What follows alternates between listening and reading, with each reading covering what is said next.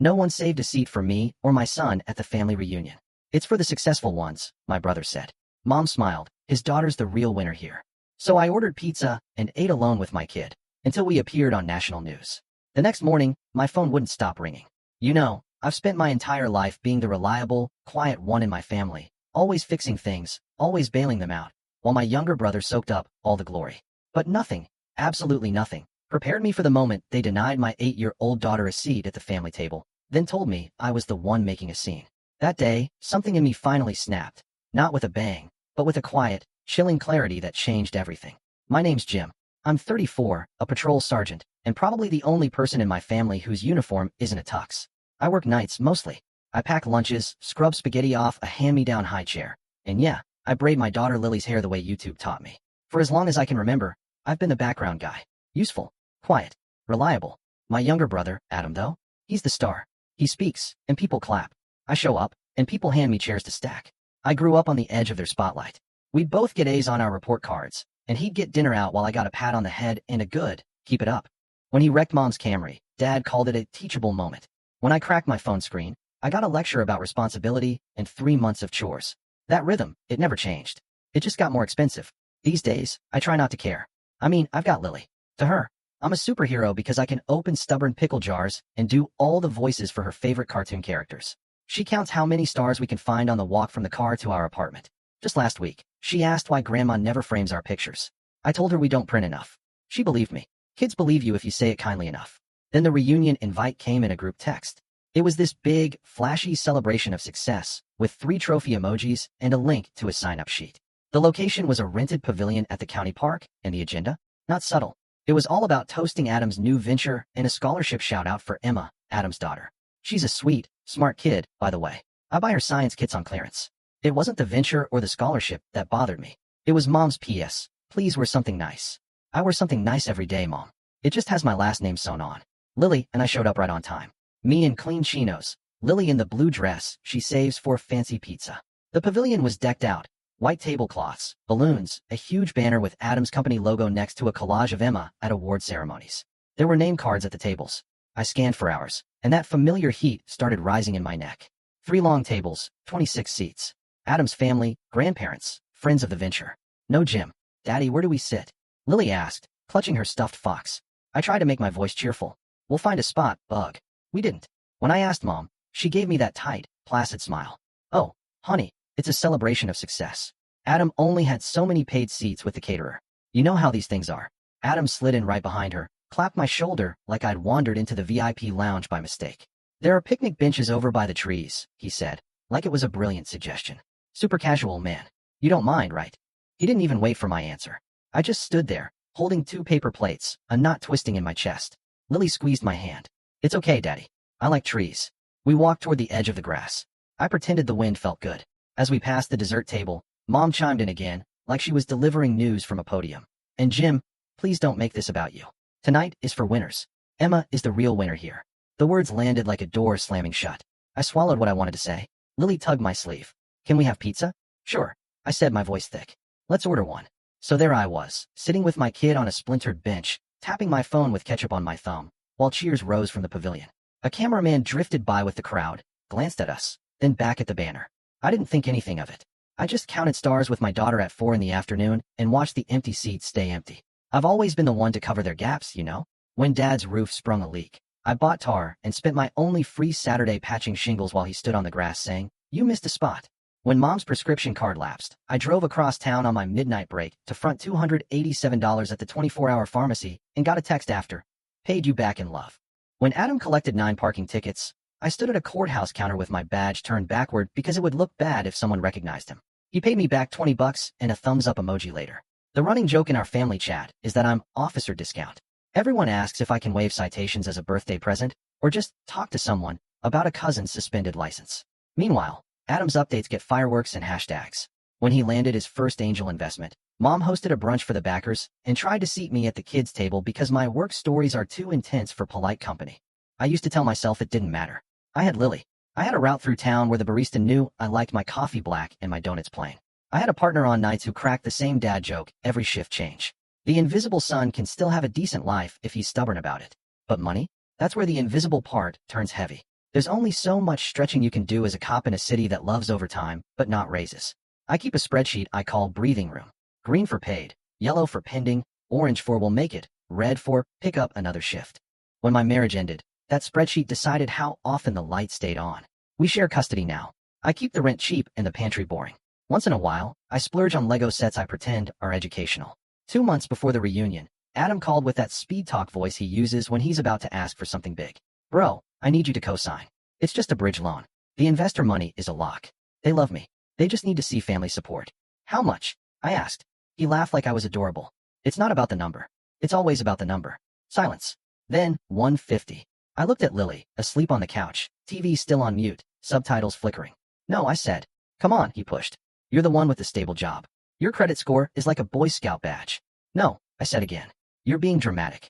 It's family. I hung up. He texted Mom. Jim's in a mood. She texted me, then called again. 12 missed calls in one afternoon. Finally, a message. We're disappointed. You of all people should support your brother's dream. I stared at it until the screen dimmed. A week later, a box showed up at my door. A note in Mom's handwriting. For Lily, so she can feel proud at the reunion. Inside was a gold bow and a dress 2 sizes too big. The tag said $179. I checked my account, sighed, and Venmo'd $30 for cupcakes for Emma's party because Aunt Denise posted in the group chat that everyone should contribute. No one thanked me. That's not new. It's the default. Then the scholarship email went around. Emma won a statewide STEM award. She deserved the world for that. The part that stung was Mom's PS. This is what success looks like. Like the man who shows up to overdoses at 3 a.m. isn't doing something that counts. The reunion plan hardened in my mind. They rented the pavilion, hired a photographer, ordered engraved champagne flutes with Adam's logo. They made a seating chart. There were columns for investors, mentors, press. There wasn't a column for the son who knows where the spare trash bags are. The morning of, Mom called while I was tying Lily's shoes. Don't be late, she said. Be appropriate. Then, as if commenting on the weather, if there's a seating squeeze, you'll understand. Meaning what? I asked. Meaning you and Lily might have to be flexible. It's about optics. Optics. I stared at my kid's sock with the tiny hole at the toe and said, we'll see you there. I told myself I'd take whatever they handed me and make it fun. I packed crayons and fruit snacks. I slipped a 20 into my wallet just in case. Lily brought her Fox. We drove with the windows down because the AC rattles and she likes the wind in her hair. At the park, the first thing I saw was that banner with Adam's face next to the words, vision, courage, results. The second thing I saw was the list of names at each plate. My name wasn't there. No Jim plus Lily. Just family in the centerpieces and a note at the end of the program. Special thanks to our community heroes. I guess I was supposed to feel included by implication. Daddy, are we heroes? Lily asked. Every day, I said. Let's find our adventure spot. We found the bench under the trees. It tilted. The wood smelled like old rain. I ordered a large pepperoni and a small cheese, because that's what makes her face light up when she says extra melty. As the pavilion clapped for speeches, Lily drew a fox wearing a graduation cap. I pretended my chest didn't hurt. When the pizza came, we ate straight from the box, legs swinging. I kept my back to the pavilion so I wouldn't flinch when someone shouted to Adam again. At some point, a cameraman drifted near the trees, panning across the park. He paused on us for just a second, and I almost told him to keep walking. Then Lily waved. She does that to strangers, like the world might wave back. He smiled, filmed the banner, then us again, the tilt of the bench, the pizza box. I didn't know his logo. I didn't care. I wiped sauce off Lily's chin. Over the microphone, I heard Mom say, bright as a bell. Tonight, we honor the true winners. I folded another slice in half and counted to 10. The big moment didn't come with fireworks. It came with folding chairs. After the toasts, the DJ started with the nostalgia playlist. Relatives danced. A drone buzzed like a huge, lazy fly over the pavilion. Adam worked the crowd, pointing, laughing, hugging donors like he invented gratitude.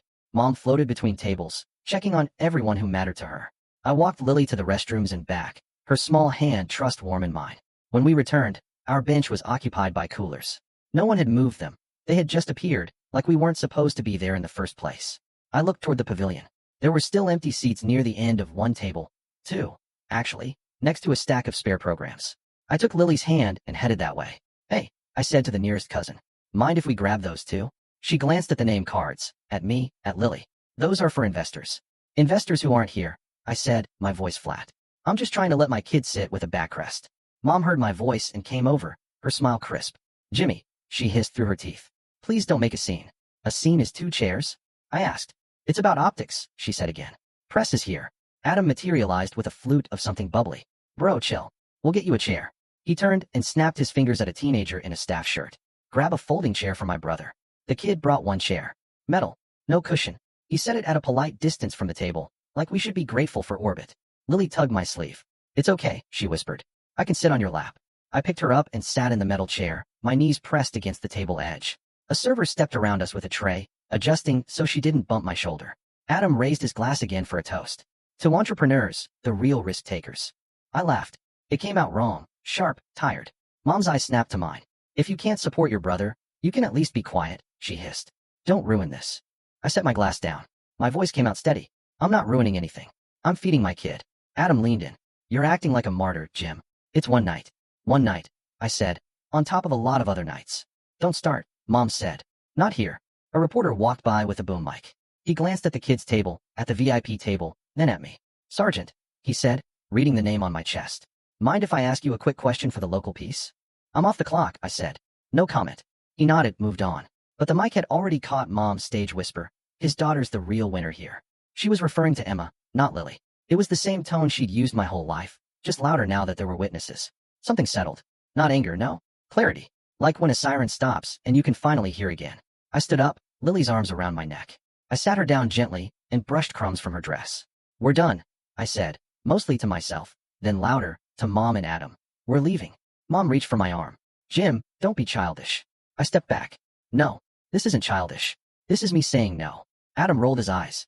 Over seats? Over years. He spread his hands. You want a medal for being a cop? You chose that. I want a chair at my family's table, I said. And I'm done paying for a table I don't get to sit at. A few heads turned. An aunt whispered. The DJ missed his cue. I could feel that ripple. The oh no, here it comes. I stayed calm, the way I do at fender benders when both drivers swear it's the other's fault. Mom's voice went brittle. After all we've done for you.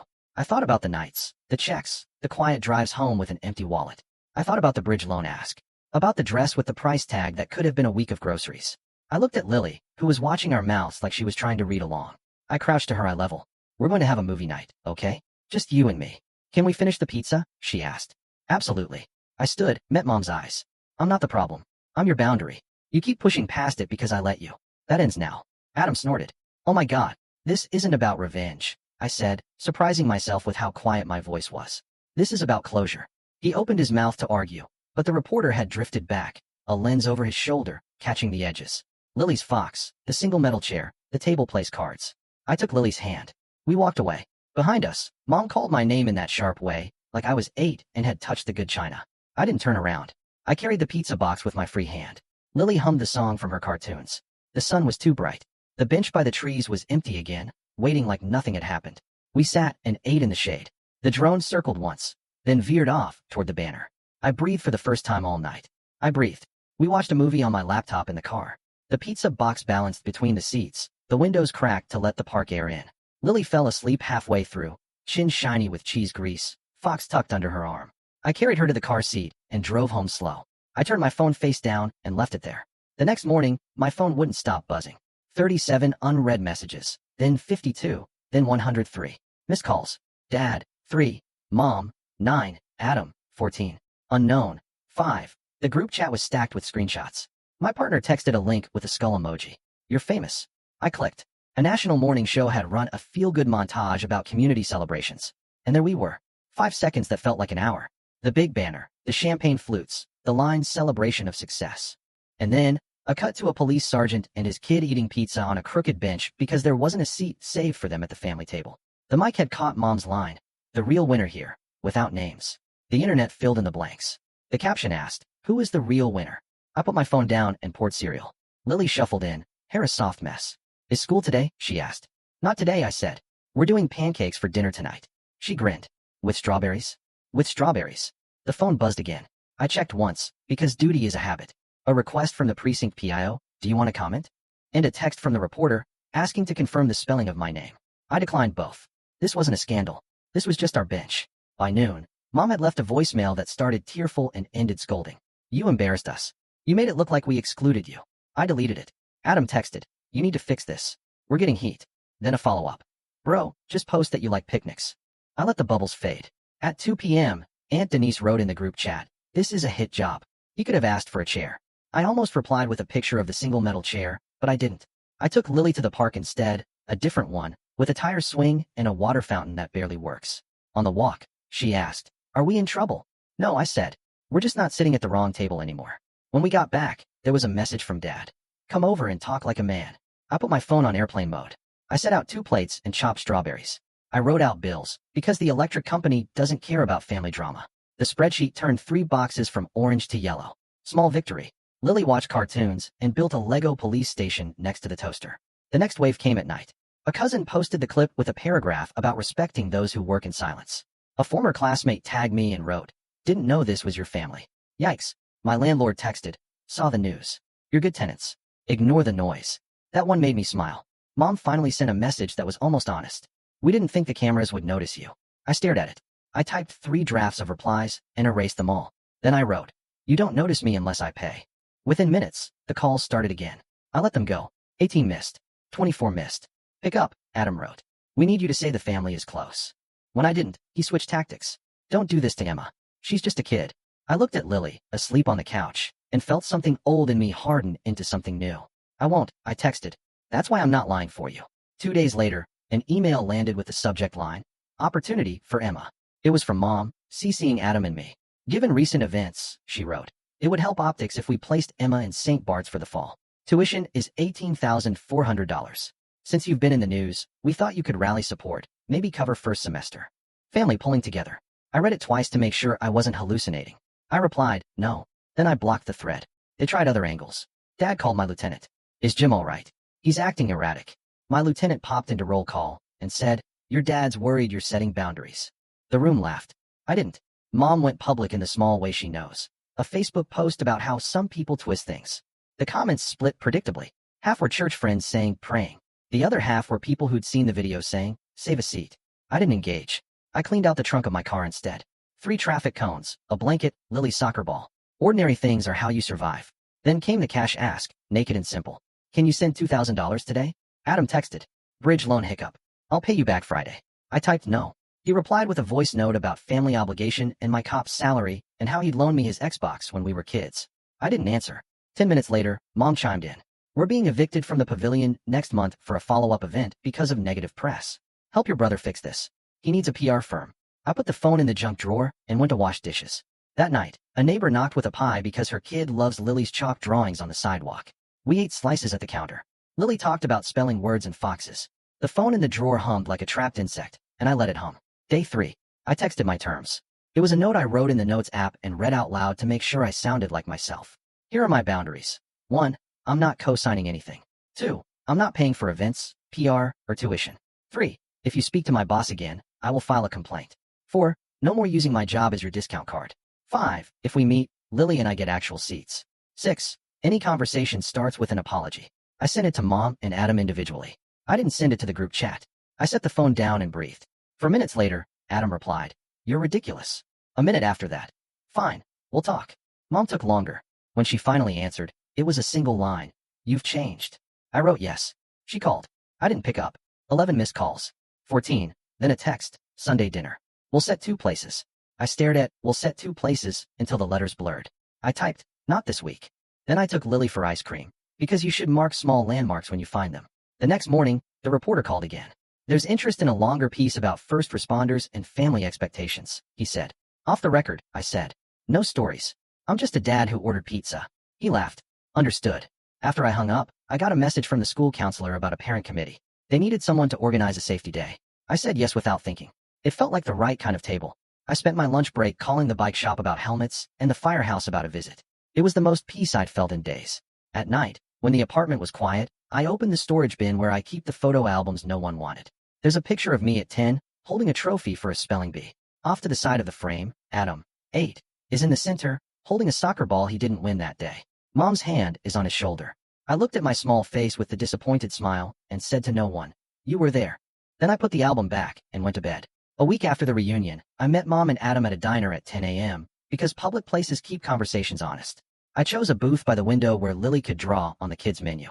I ordered coffee. They arrived in silence, thick as syrup. Mom started with a sigh. "You heard us."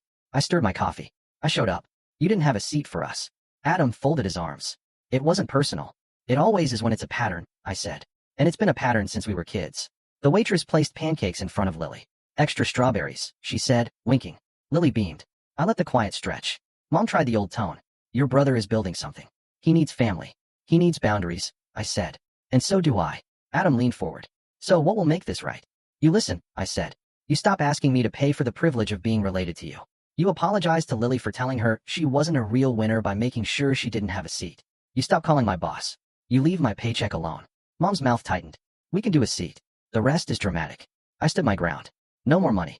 No more co-signing. No more PR. If you ask again, we're done. She looked at Lily, then at me. We didn't know you felt so excluded. You did, I said. You just counted on me swallowing it. Silence again. Then Adam muttered, fine. I won't ask you for money. He said it like a concession on a game show. It was still more than I expected to hear. Mom didn't apologize. She rarely does. But she lowered her eyes when she told Lily, we'll save you a seat next time. Lily said, okay, like she was deciding whether to share crayons. I paid the bill. Adam didn't fight me for it. On the sidewalk, Mom reached for a hug, and I gave her one, the kind with boundaries. She whispered, you don't have to be so hard. I have to be, I said. For her. We went home. I went to work. I walked my beat and waved at the shop owners who know my name. I filled out reports and taught a rookie how to write one without sounding like a robot. I sent the parent committee a schedule. I fixed a leaky faucet. I cut the tag out of Lily's blue dress so she'd stop scratching at her neck. That night, I tucked her in and sat on the couch with a bowl of cereal because I was too tired to cook. My phone was quiet for the first time in days. No new messages. No new asks. It felt like standing in a doorway and finally choosing which side of the house is home. I don't have some grand revenge plan. I won't post a thread or sell a story. I won't make a speech at another reunion. I won't co-sign, won't fund, won't fix optics. I'll show up for the tables that show up for me. I'll keep my budget green when I can and orange when I must. I'll pack lunches and open jars and do funny voices. I'll sit where there's a seat for my kid and me. And if there isn't, we'll bring our own chairs. I used to think closure was a door slamming. Turns out, it's a lock clicking from the inside.